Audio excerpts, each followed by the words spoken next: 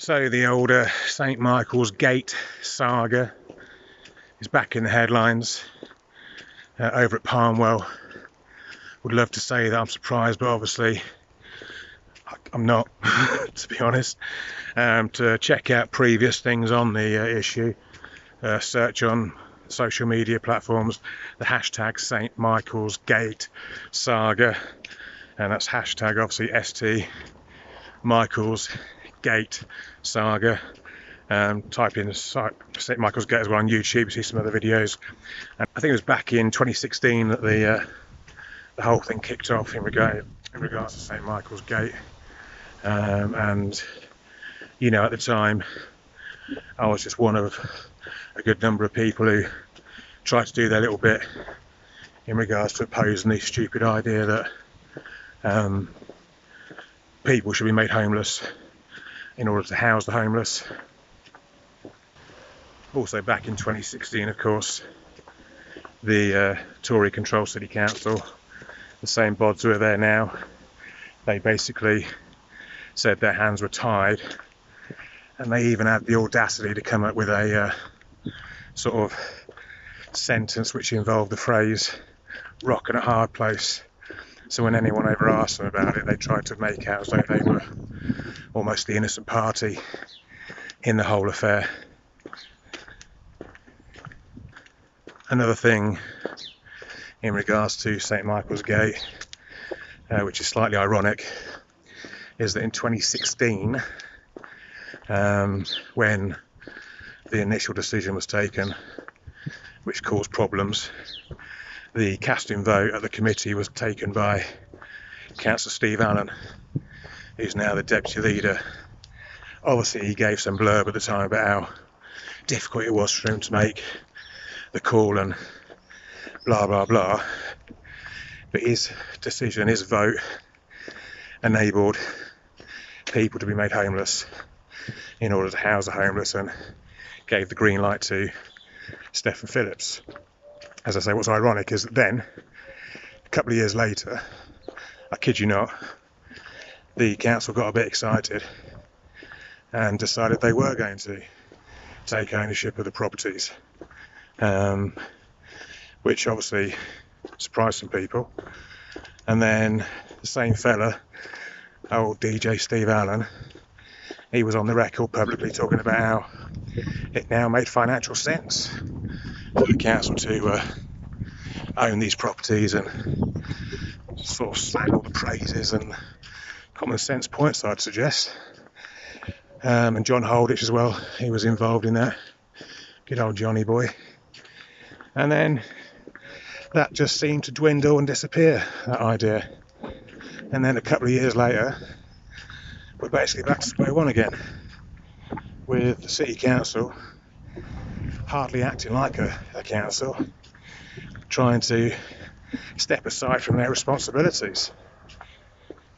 With the latest situation regarding St Michael's Gate, I hear that some of the families and individuals always remember it's not just about people who've got kids. There's plenty of people who live on their own, and their opinions and situations matter equally. They're going to be found accommodation which is not only not in the vicinity of Palmwell, but outside the city. So keep an eye out for some news on that. What's equally important when it comes to the situation over at St Michael's Gate is that I can't stress enough, the scenario now in 2022 is pretty much exactly what concerns people had back then, that they highlighted and said what about in years to come, and it's come to fruition. Equally, I know for a fact that the Tories at the Town Hall were urged as best opposition councillors could, because I was one of them, to come up with a plan if Stephen Phillips decide to do what they've done, which is to renege on their obligations and commitments from a moral point of view, so that you've at least got an action plan. And hey ho, 2022, they haven't got a Scooby-Doo. And it won't come as any surprise to some individuals that the cabinet member responsible for housing and the St Michael's Gate scenario, or who should be responsible, is Marco Seresti, who, from his latest murmurings, seems utterly lacking in any desire to provide support or a solution to the issue. He has boasted though about the fact he and the council have provided some cardboard boxes for people to move out. He's also admitted that the council have known about it for a couple of months, whereas the residents have known that they're being evicted just in the last few days and that. And again, it shows a complete lack of decency, in my opinion, by the local authority to people that essentially just need somewhere to live.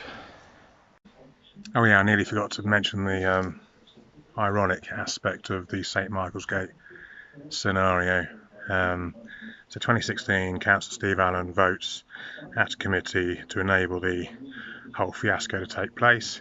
A couple of years later, Councillor Steve Allen says, oh no, I think we should actually have these properties under the council remit now, because obviously it makes sense, blah blah.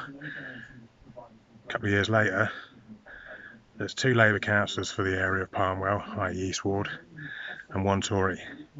And the Tory is Councillor Steve Allen's wife.